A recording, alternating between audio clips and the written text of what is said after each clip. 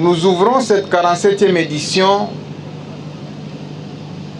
dans un moment particulier où le président de la République, son Excellence Félix Antoine Tshisekedi, célèbre les Génocost.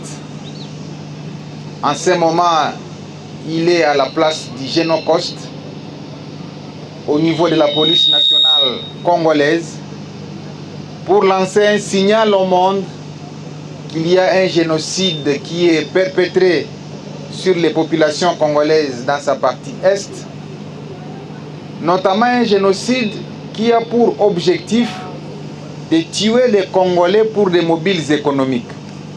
Et c'est le sens du mot génocost. Cost comme coût, géno comme tuer les personnes. Donc on tue les personnes pour les mobiles économiques. Et le pays qui est cité par tous les rapports des Nations Unies est connu, il s'agit bel et bien du Rwanda. Et donc le président de la République a le mérite d'avoir déconstruit les mensonges depuis 30 ans et de démontrer à la face du monde qu'il y a un pays dans la région des Grands Lacs qui se nourrit du sang congolais pour rebondir sur l'échiquier international. Et donc la journée du 2 août a été consacrée à cette célébration pour que non seulement les populations congolaises, mais toutes les populations du monde puissent se rappeler qu'il y a un génocide silencieux qui est commis sur les populations congolaises, mais qui est inconnu du monde entier. Il y a une omerta internationale. Et c'est le sens donc d'avoir consacré cette journée à la célébration, à la commémoration de toutes les victimes que le pays a connues, pour que désormais le monde entier sache que nous méritons justice, que nous méritons toute la compassion internationale. Et donc, en vertu de ce que le président de la République est en train de faire en ce moment, je voudrais nous inviter tous à nous mettre debout pour observer quelques instants de silence. Merci beaucoup, nous pouvons nous rasseoir. Mais comme le président de la République veut que nous puissions toucher à tous les aspects de la vie, au même moment que nous commémorons nos victimes du génocide dans la partie Est, il nous demande également de devoir démontrer à la face du monde qu'il n'y a pas que des guerres en RDC, il y a également des opportunités à saisir. Et c'est le sens de l'ouverture de cette 47e édition de la Foire internationale du Congo-Kinshasa, pour démontrer au monde que finalement, ce pays-là regorge également des opportunités d'affaires et que toutes les guerres que nous traversons sont des guerres qui n'ont que pour seul objectif d'empêcher que le monde entier ne puisse se tourner vers la RDC et l'accompagner dans sa relance économique pour devenir le levier du développement du continent africain. Et donc cette 47e édition, je la veux une édition d'espoir, une édition d'espérance, parce qu'il y a seulement une année, le président de la République m'avait confié ce ministère et je suis passé ici au mois de juillet 2024, plein de poussière, et ça m'a rappelé une anecdote lorsque j'étais gouverneur au Nord Kivu. La ville de Goma était pleine de poussière, était pleine de flaques d'eau, et la population avait l'habitude de donner à cette poussière, à ces flaques d'eau, mon nom. Parce que tout simplement, on disait que je n'étais pas en mesure de devoir aménager la ville de Goma. Alors, finalement, lorsque j'ai commencé la modernisation de la ville, les gens ont commencé à douter. Mais je leur ai dit, de la même manière que vous aviez donné à la poussière mon nom, il faudrait qu'un jour, lorsque je vais terminer la modernisation de la ville, que vous donniez aussi à ces routes mon nom. Et c'était ça l'anecdote. Et malheureusement, la ville est aujourd'hui sous emprise de... Je ne sais pas les termes à utiliser, mais le président m'a toujours prêté beaucoup de termes. Mais ces gens qui tiennent la ville et qui sont envoyés par les forces extérieures circulent sur des routes qu'ils n'ont jamais construites. Je crois qu'ils se sentent à l'aise et ils se rappellent qu'il y a eu un gouvernement qui a travaillé sur la ville Et donc j'ai évoqué cet aspect-là pour démontrer que, encore une fois, je suis à la Fikine, où on est en train d'arroser l'espace pour que la poussière ne puisse pas attendre tout le monde. C'est ce que je faisais aussi à Goma. On arrosait les routes quand les délégations arrivaient pour empêcher qu'ils ne puissent respirer et aspirer la poussière. Mais je voudrais vous dire qu'il y a un espoir. Parce que l'année passée, j'avais dit que dans les 36 mois, eh bien, la Fikine va renaître de ses cendres. Pour que la tradition du 2 juillet que les Kinoises et les Kinoises connaissent puisse être refaite. Et je suis heureux ici de vous annoncer que le 13 juin 2025, j'étais à Changsha, c'est la capitale de la province de Yunnan.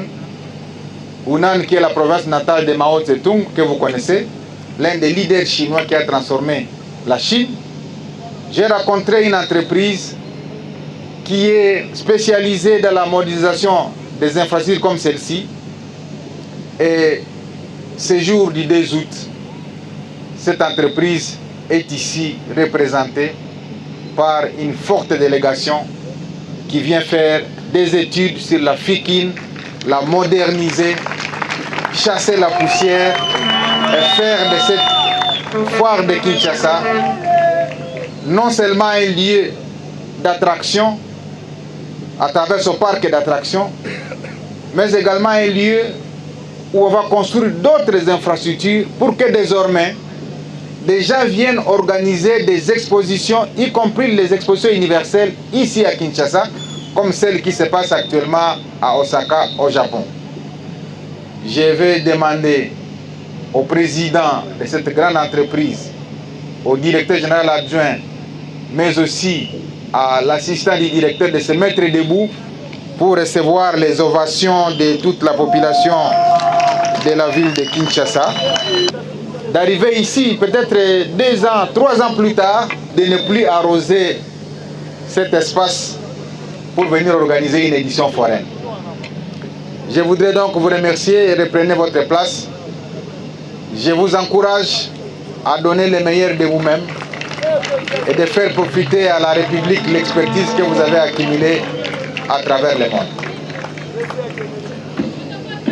Donc pour le président de la République, nous devons faire moins de discours et parler plus des actions pratiques. Et celle-ci est une des actions pratiques. Beaucoup de gens ne vont pas y croire, mais le rendez-vous est donné d'ici 36 mois pour voir ce que deviendra désormais la Fikine. Et que tous ceux qui occupent cet espace comprennent que le moment de pouvoir les libérer est arrivé. Pour les consacrer à la construction des vraies infrastructures. Pour que finalement le président Fachi, comme on aime l'appeler, redonne du sourire aux Kinoises et aux Kinois qui savaient que le 2 juillet, tout le monde devait venir ici à la foire. Mais cette fois, ce sera la foire, non pas comme celle des 2 juillet passé, mais une foire où il y aura un parc d'attractions avec tous les jeux que vous pouvez connaître, avec une infrastructure qui peut accueillir de grandes manifestations, y compris même des hôtels 5 étoiles, pour que tous les exposants qui viendront à travers le monde ne puissent pas descendre à ville, mais qu'ils restent logés ici, qu'ils restent exposés ici, qu'ils restent manger ici, qu'ils restent tout faire.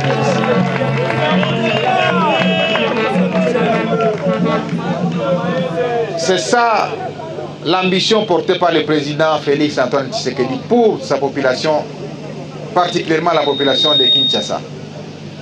Et donc, je voudrais que le cœur des uns et des autres puisse être nourri par cet espoir, que les uns et les autres puissent accompagner les mandataires affectés ici à la Fikine, que les opérateurs économiques ici représentés par la FEC comprennent que désormais, il y aura un espace commercial ici.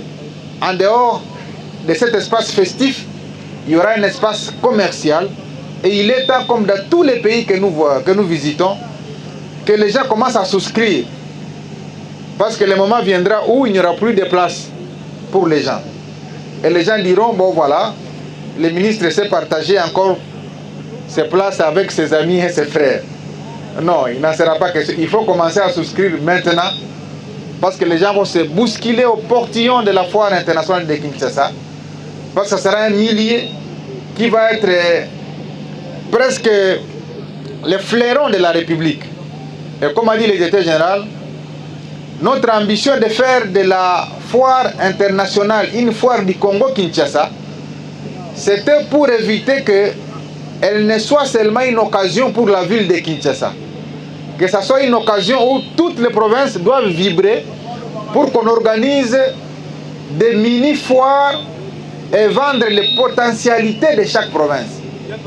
Et nous sommes heureux que la province du Congo central a déjà donné 50 hectares, la province d'Imaniema a donné 100 hectares, la province de Kolwezi a donné 50 hectares, je crois que la Chopo aussi, et donc tous les autres gouverneurs, parce que je l'ai été, sont ici appelés à donner les espaces à la direction générale pour que nous disposions de titres au niveau des services fonciers et que nous appelions les opérateurs intéressés à construire des mini-fikines dans toutes les provinces, ce qui constituera des occasions pour ces provinces-là, chacune de vendre ses richesses, ses potentialités. Parce qu'il n'y a aucune province pauvre en République démocratique du Congo. Il n'y a que les esprits qui sont pauvres. Mais toutes les provinces sont riches. Et donc si on met en contribution toutes ces potentialités-là, les gens vont cesser de ne voir que Kinshasa comme seul lieu d'attraction. Et s'il y a beaucoup de gens qui viennent à Kinshasa, où nous sommes passés de 5 millions il y a quelques années à 15 millions, c'est parce que les gens croient qu'il y a la vie seulement à Kinshasa. Mais le souci du président de la République, son Excellence Félix Antoine Tshisekedi, c'est de créer la vie au village. C'est de créer la vie là où nous avons quitté tous pour venir à Kinshasa. Pour qu'on cesse d'être attiré par la capitale, mais de se sentir à l'aise là où on est né, là où on a comme origine la province. Et ainsi, on va décongestionner la ville de Kinshasa parce qu'il y aura désormais ce qu'on appelle l'exode urbain, qui est l'inverse de l'exode rural. Donc les gens vont désormais commencer à quitter la ville jusque dans les milieux où la vie est disponible comme à Kinshasa. C'est d'ailleurs l'essence qui a milité en faveur de la construction de la zone économique spéciale de Maluku à 80 km pour que les gens aillent déjà chercher des parcelles autour de cet espace. Ça va décongestionner la ville. Et donc la vision du président de la République, elle est grande. Je demande à toute la population congolaise de l'accompagner vers cette marche, parce qu'avec la guerre qu'il est en train de neutraliser et tous les pantins qui sont liés à cette guerre, nous allons désormais amorcer une étape importante du développement. C'est donc